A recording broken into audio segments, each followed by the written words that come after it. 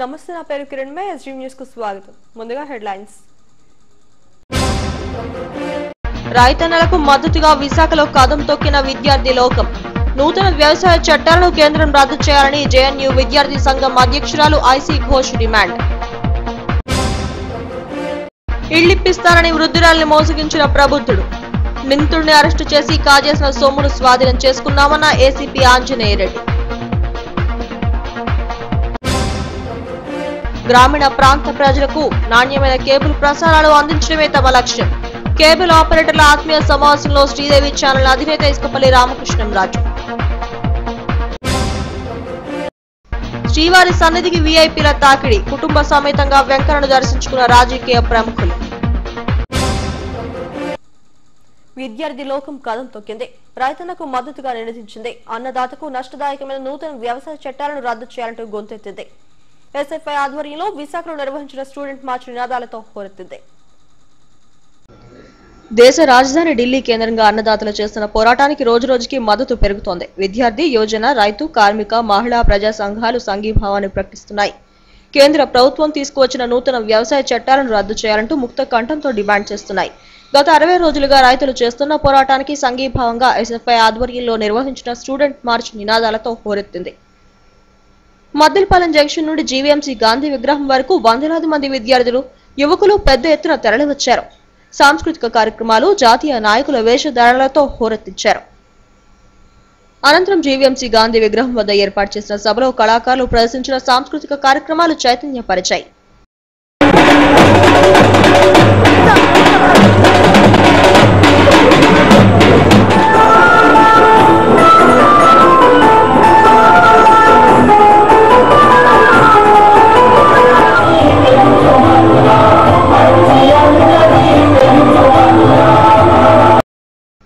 నూతన వ్యవసాయ చట్టాలతో వ్యవసాయ రంగానికి రైతులకే కాకుండా సాధారణ ప్రజానికానికి నష్టం వాటిల్లుతోందని ఢిల్లీ జేఎన్యూ స్టూడెంట్స్ యూనియన్ అధ్యక్షురాలు ఆయేషా ఘోష్ ఆందోళన వ్యక్తం చేశారు రైతులు 60 రోజులుగా ఆందోళన చేస్తుంటే ప్రధాని మోడీ కనీసం స్పందించలేదని మండిపడ్డారు విద్యార్థులుగా రైతులకు మద్దతుగా నిలిచేందుకే ఈ కార్యక్రమాన్ని తలపెట్టామని చెప్పారు been very clear in their fight that this fight is not only that of the farmers but also for the every citizen of this country.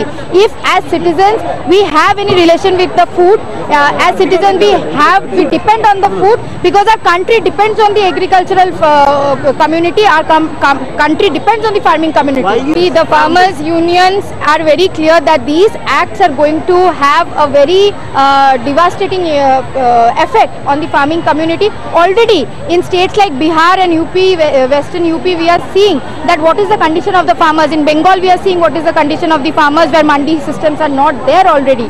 But if this in Punjab and all spaces where also the minimum support price is given, if the government is bringing a totalitarian wholesome act which is doing away with the minimum support price, which is doing away with the essential commodity list and saying the government and the corporate houses have the whole power to regulate the farming community, this is a devastating thing for the whole farming community.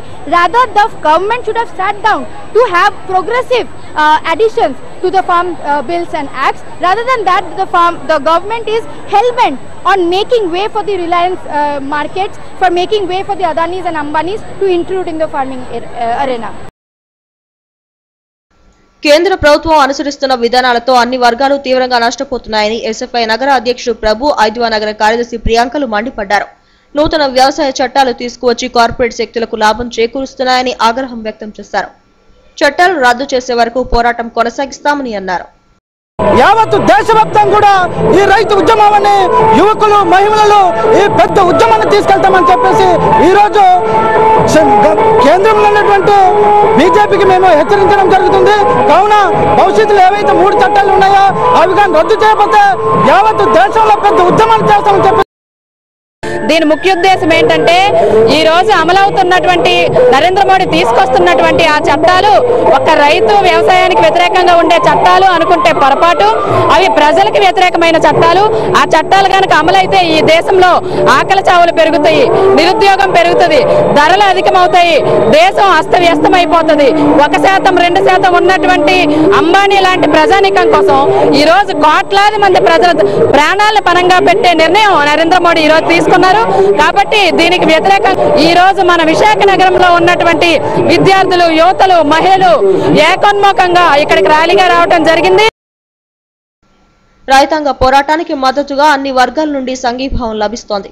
3 నూతన వ్యవసాయ చట్టాలను రద్దు చేసే వరకు ఉద్యమం ఆపే ప్రసక్తే లేదని ప్రజా సంఘాలు తేల్చి చెప్తున్నాయి. 1,00,000 కాదు, 2 లక్షలు కావు, ఏకంగా 96 లక్షల కేసులు పెట్టాడు ప్రబుద్ధుడు. వృద్ధురాలను మోసగించి దఫదఫాలుగా సొమ్ము లాగేశాడు. దోచుకున్న సొమ్ముతో మహిళతో జల్సాలు సాగించాడు. వృద్ధురాలను మోసగించిన నిందితుడిని గాజువాక పోలీసులు చాకచక్యంగా పట్టుకుని కటకటాల వెనక్కి నెట్టారు. కేసు వివరాలను ఏసీపీ ఆంజనేయరెడ్డి మీడియాకు వెల్లడించారు. గాజువాక మింది ప్రాంతానికి చెందిన ఎమ్మంది నాగభూషణం జీవీఎంసీ వర్కర్ అని చెప్పి శ్రీనగర్ ప్రాంతానికి చెందిన సాలాపు లీలావతి అనే వృద్ధురాలికి పరిచయం అయ్యాడు. తనకు గాజువాకలో బోలెడంత పలుకుబడి ఉందని, ఖరీదైన ఇళ్లు ఇప్పిస్తానని చెప్పి టోకరా వేశాడు. దఫదఫాలుగా 96 లక్షల రూపాయలు వసూలు చేశాడు. అనుమానం వచ్చిన వృద్ధురాలు తన కుమార్తెలను సంప్రదించి గాజువాక పోలీసులను ఆశ్రయించింది. బాధితురాలి ఫిర్యాదుతో రంగంలోకి దిగిన పోలీసులు నిందితుడు నాగభూషణంను చాకచక్యంగా పట్టుకున్నారు. విచారణలో ఆసక్తికర విషయాలు వెలుగులోకి వచ్చాయి. వృద్ధురాలి వద్ద కాజేసిన సొమ్ముతో ప్రబుద్ధులు వేరొక మహిళతో వివాహేతర సంబంధం కొనసాగించి జల్సాలు చేశాడని ఏసీపీ ఆంజనేయరెడ్డి తెలిపారు. ఆ మహిళ ఇంట్లో దాచిన 24 లక్షల నగదు, 5 లక్షలు విలువ చేసే బాండ్లు, 560 గ్రాముల బంగారం, 7 కేజీల వెండితో పాటు స్కూటీ, ఐఫోన్ ను స్వాధీనం చేసుకున్నామని చెప్పారు. నిందితుడికి సహకరించిన మరొకరిని కూడా రిమాండ్ కు తరలించినట్లు తెలిపారు. సాలపు లీలావతి, వయసు 60 సంవత్సరములు. ఈమె శ్రీనగర్ కాలనీ గాజువాకలో ఉంటుంది. ఈమె యొక్క భర్త బిహెచ్పిలో పనిచేసేవాడు, హెచ్పిసిఎల్లో పనిచేసేవాడు. ఆయన చనిపోగా అతని యొక్క రిటైర్మెంట్ బెనిఫిట్స్, కొంత డబ్బులు, తర్వాత కొంత హౌస్ ఒకటి అమ్మడంతో డబ్బులు వచ్చినాయి. అవి దాదాపుగా 96,50,000 వచ్చినాయి. అవి బ్యాంకులో వేసుకుంది. ఈమె ఒకసారి ఆగస్టు 2019లో జీవీఎంసీ ఆఫీసు పోయినప్పుడు అక్యూజ్డ్ ఇమాంది నాగభూషణ్ రావు అనే అతను పరిచయం అయినాడు. ఆ క్రమంలో బాగా ఇంటికి వస్తున్నాడు, పోతున్నవాడు.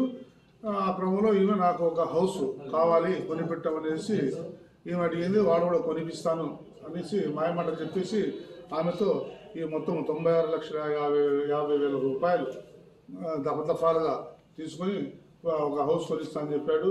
వాడు ఎన్ని రోజులు అయినా కూడా హౌస్ కొనిపెట్టడం లేదు. తర్వాత ఈమెకు అనుమానం వచ్చేసి నా డబ్బులు వాపసు ఇమ్మన్నా కూడా వాడు ఇవ్వని పక్షంలో గాజువాక పోలీసు వారిని అప్రోచ్ అవుతే కేసును ఛేదించిన పోలీసులను ఏసీపీ అభినందించారు.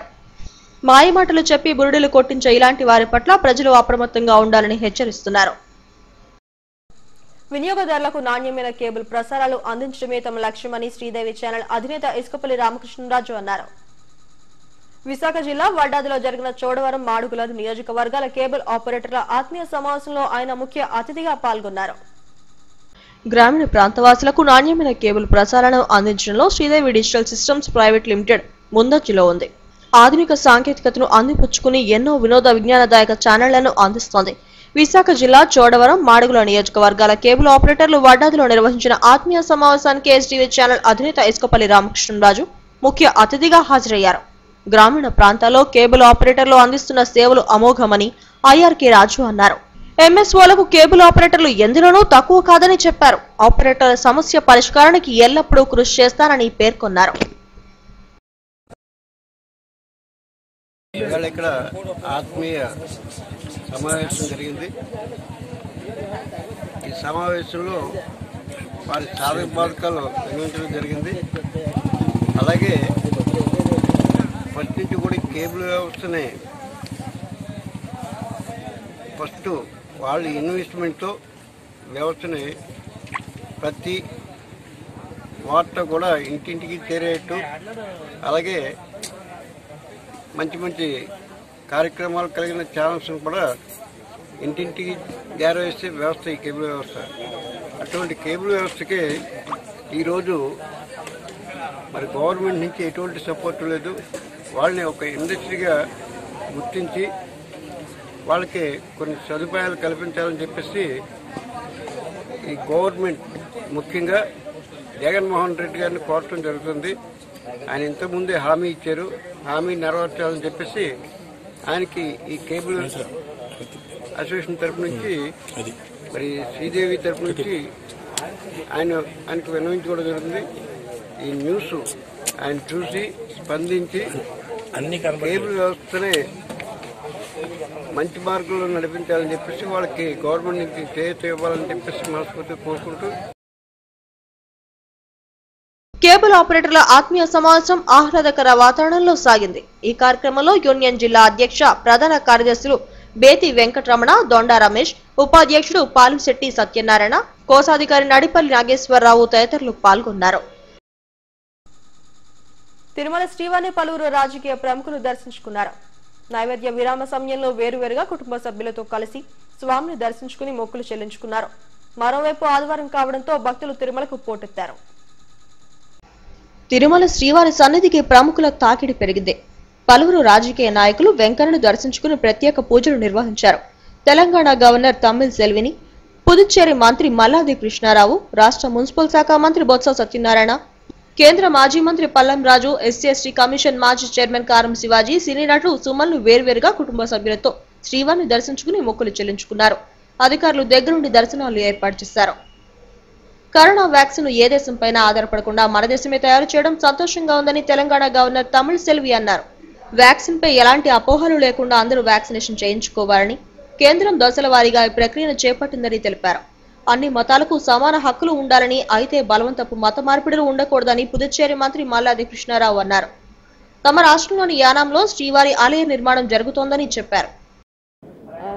I'm very happy to have the darshan, and I thank the Perumal for the vaccination, the vaccines which are produced in our country, not depending on any other country. We are self-reliant, as our Honorable Prime Minister has rightly said, and we thank our scientists and our frontline warriors for keeping us safe from this corona. And I request all the frontline warriors, take the vaccine. You know better than me. Without fear you take, because you have to save so many lives, and this is a Thanksgiving vaccine, so it is not a testing vaccine. All are telling it is a అందరూ ప్రజలందరూ బాగుండాలి. నేను తలపెట్టిన కార్యక్రమంలో అన్నీ కూడా సక్రమంగా రాబోయే రోజుల్లో జరగాలని, అలాగే యానంలో వెంకటేశ్వర స్వామి గుడి కడుతున్నాం. దానికి ఎటువంటి అడ్డంకులు లేకుండా దానికి అందరూ సహాయం కావాలని వెంకటేశ్వర స్వామిని కోరుకోవడం జరిగింది. అందరూ సుఖంగా ఉండాలి, అందరికీ మంచి జరగాలి. కరోనా కారణంగా సినీ పరిశ్రమ దెబ్బతిందని సినీ నటుడు సుమన్ అన్నారు. ఇప్పుడిప్పుడే షూటింగ్లు ప్రారంభమవుతున్న నేపథ్యంలో 100% సినిమా హాల్స్ కు అనుమతులు రావాలని ఆకాంక్షించారు. తెలుగు రాష్ట్రాల సీఎంలు ప్రజలు బాగుండాలని శ్రీవారిని ప్రార్థించినట్లు చెప్పారు. జనవరి 3వ తారీఖు లాంకో రాజగోపాల్ గారు కూతురు పెళ్లికి వచ్చాను, కానీ అప్పుడు దర్శనానికి రాలేదు, కేవలం పెళ్లికి వచ్చి వెళ్ళిపోయాను. సో ఈరోజు స్వామివారు దర్శనం ఫస్ట్, అంటే ఈ సంవత్సరంలో ఇదే ఫస్ట్ టైం. సో అందరూ బాగుండాలి, గత సంవత్సరంలో జరిగిందని మర్చిపోయి మళ్ళీ ఎవరికోవాలి వాళ్ళ పనుల్లో బిజీ అయిపోవాలి. జరిగిన నష్టం చాలా జరిగింది. సో ఆ దేవుడిని ఏంటంటే ఆ నష్టాన్ని మళ్ళీ ఫుల్ఫిల్ చేసి అందరూ అన్నీ, అంటే దీంట్లో ఏంటంటే అన్ని బిజినెస్లో అందరికీ లాస్ అయింది. పిల్లల చదువు కూడా డిస్టర్బ్ అయింది. సో అందరూ పిల్లలు కూడా చదువు కూడా బాగా వాళ్ళు పికప్ చేయాలి. అండ్ మెయిన్గా ఏంటంటే రెండు రాష్ట్రాలు, ముఖ్యంగా ఆంధ్ర అండ్ తెలంగాణ, ఆ సీఎంలు అందరూ మళ్ళీ భగవంతుడు వాళ్ళకి ఆశీర్వాదం ఇచ్చి మళ్ళీ డెవలప్ చేసి తొందరగా, ఎందుకంటే 1 yearలో బాగా గ్యాప్తో బాగా లాస్ కూడా అయ్యింది. సో అందరూ బాగుండాలి. ప్రముఖుల తాకిడితో శ్రీవారి ఆలయం సందడిగా మారింది. ఆదివారం కావడంతో సాధారణ భక్తులు కూడా స్వామివారిని పెద్ద ఎత్తున దర్శించుకున్నారు. రామ మందిర నిర్మాణంలో హిందూ బంధువులందరూ భాగస్వాములు కావాలని కాకినాడ శ్రీపీఠం వ్యవస్థాపకులు పరిపూర్ణానంద స్వామీజీ పిలుపునిచ్చారు. విహెచ్సి, బీజేపీ, ఆర్ఎస్ఎస్ ఆధ్వర్యంలో గాజువాకలో నిర్వహించిన రామ మందిర నిర్మాణ శోభాయాత్రను ఆయన ప్రారంభించారు. తొలుత డిపో సమీపంలోని విజయదుర్గ అమ్మవారి ఆలయంలో ప్రత్యేక పూజలు నిర్వహించారు. గాజువాక బీజేపీ కన్వీనర్ కన్ననడి నరసింహరావు ఆధ్వర్యంలో కొత్త గాజువాక నుండి టౌన్షిప్ త్రిశక్తి ఆలయం వరకు ఈ యాత్ర సాగింది. రామతీర్థ ఘటన కేవలం ఓ జిల్లాకో రాష్ట్రానికో సంబంధించింది కాదని, అంశం కాదని పూర్ణానంద్ అన్నారు. ఈ ఘటనతో దేశంలోని హిందువుల హృదయాలని గాయపడ్డాయని చెప్పారు. విరాళాల సేకరణ గాజువాకలో ఉత్సాహంగా సాగుతోందని పేర్కొన్నారు. ఈ కార్యక్రమంలో జీలకర్ర రమణ, భువనేశ్వరి, శంకర్రావు తదితరులు పాల్గొన్నారు. సో రాముడి యొక్క సన్నిధి మనం కోరుకుంటున్నాం. భారతదేశంలో అయోధ్యలో రాముడు వచ్చాడు అని అంటే మన భారతదేశం అంతా కూడా అద్భుతమైన రామరాజ్యంగా త్వరలో భారతదేశం ఒక ఆధ్యాత్మిక మార్గంలోనే కాదు, ఆర్థికంగా కానీ సామాజికంగా కానీ అన్ని రకాలుగా ఒక అద్భుతమైనటువంటి దేశంగా రూపుదిద్దుకోబోతుందనడానికి రామ జన్మభూమిలో మొన్న జరిగినటువంటి శంకుస్థాపన దానికి నిదర్శనం. కాబట్టి అలాంటి రామ జన్మభూమిలో రాముల వారి యొక్క దివ్యమైన అందరికీ నమస్కారం అండి. అయోధ్య శ్రీ రామ జన్మభూమిలో నూతన రామాలయాన్ని నిర్మిస్తున్నారు. ఈ యొక్క ఆలయ ట్రస్ట్ వాళ్ళు భారతదేశంలో ఉన్నటువంటి భారతీయులందరికీ అవకాశాన్ని కల్పించే విధంగా ఈ నెల 14వ తేదీ నుంచి 30వ తేదీ వరకు దేశవ్యాప్తంగా ఇంటింటికి కరసేవకులు రామభక్తులు వెళ్ళి వారికి తోచినంత 10 రూపాయలు, 100 రూపాయలు, 1000 రూపాయలు, 1,00,000 రూపాయలు భక్తులు వాళ్ళ చేతుల మీదుగా ఇచ్చినటువంటి ధనాన్ని తీసుకుని వాళ్ళకి రసీదు కూడా ఇవ్వడం జరుగుతుంది.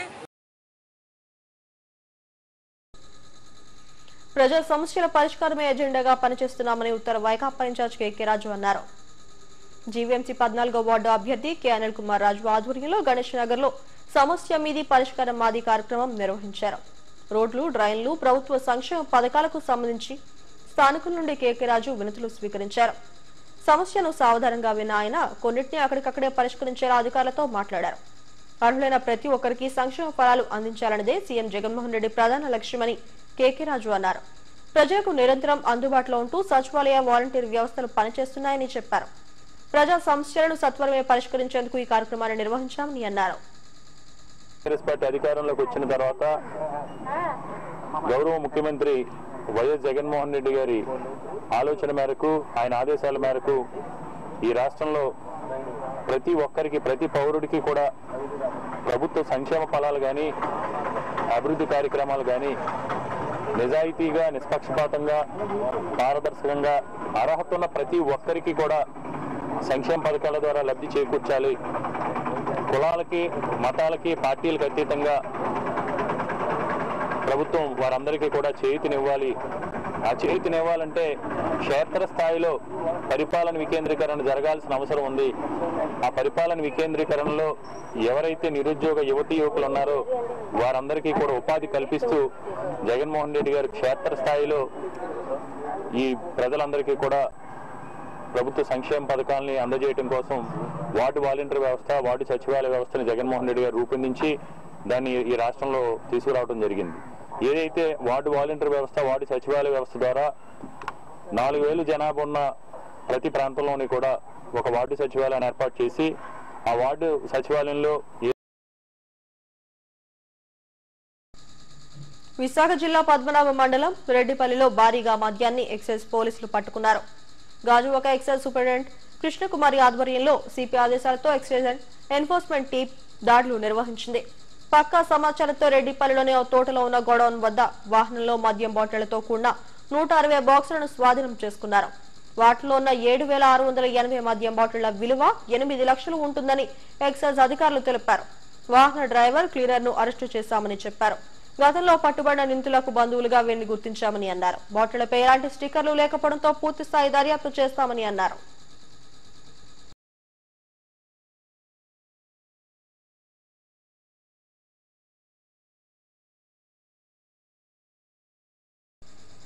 వైవీకేఎస్ క్రియేషన్స్ పతాకంపై నిర్మితమవుతున్న ప్రొడక్షన్ నెంబర్ 2 జగన్నాటకం చిత్రానికి సంబంధించి రేసువానిపాలెం శివాలయంలో పూజా కార్యక్రమం నిర్వహించారు.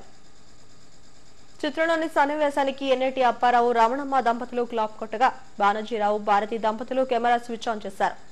ఈ చిత్రంలో ప్రతి పాత్ర మన జీవితాలకు దగ్గరగా ఉంటుందని చిత్ర దర్శకుడు రాజాల్తాడ అన్నారు. అన్ని వర్గాల ప్రేక్షకులు ఆదరించే విధంగా చిత్రాన్ని తెరకెక్కించనున్నామని హీరో హీరోయిన్లు కుమారస్వామి, స్వాతి మండలు తెలిపారు. ఈ కార్యక్రమంలో నిర్మాత బత్తల పెంచలయ్య, సంగీత దర్శకుడు కిరణ్ కుమార్ తదితరులు పాల్గొన్నారు. H23 ఆల్రెడీ జనవరి 8న రిలీజ్ అయింది. ఇప్పుడు ప్రొడక్షన్ నెంబర్ 2 జగన్నాటకం ఈరోజు మొత్తం పెట్టాం. స్టోరీ వైజ్ అయితే చాలా కాన్ఫిడెంట్గా ఉన్నాం, అందరికీ నచ్చుతుందని ఆశిస్తున్నాం.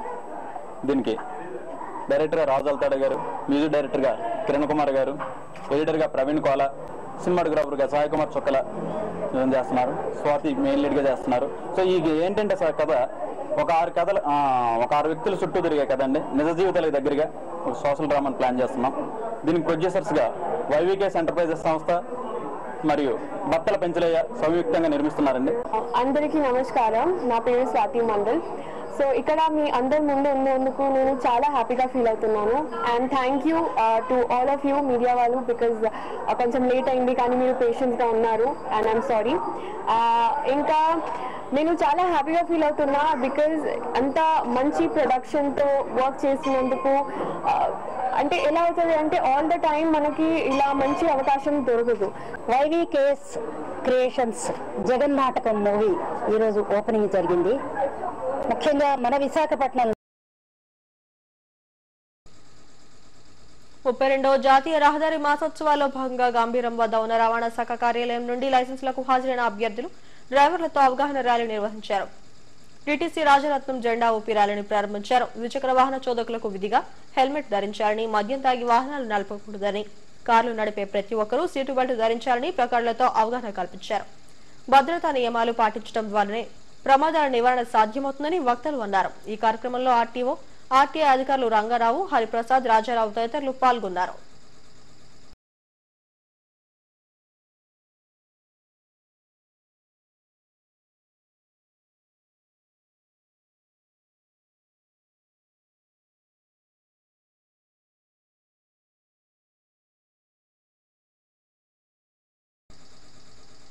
హెడ్లైన్స్ మరోసారి. రైతన్నలకు మద్దతుగా విశాఖలో కదం తొక్కిన విద్యార్థి లోకం. నూతన వ్యవసాయ చట్టాలను కేంద్రం రద్దు చేయాలని జేఎన్యూ విద్యార్థి సంఘం అధ్యక్షురాలు ఐసీ ఘోష్ డిమాండ్.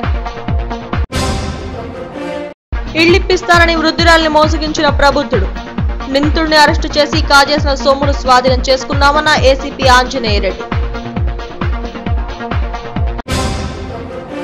గ్రామీణ ప్రాంత ప్రజలకు నాణ్యమైన కేబుల్ ప్రసారాలు అందించడమే తమ లక్ష్యం.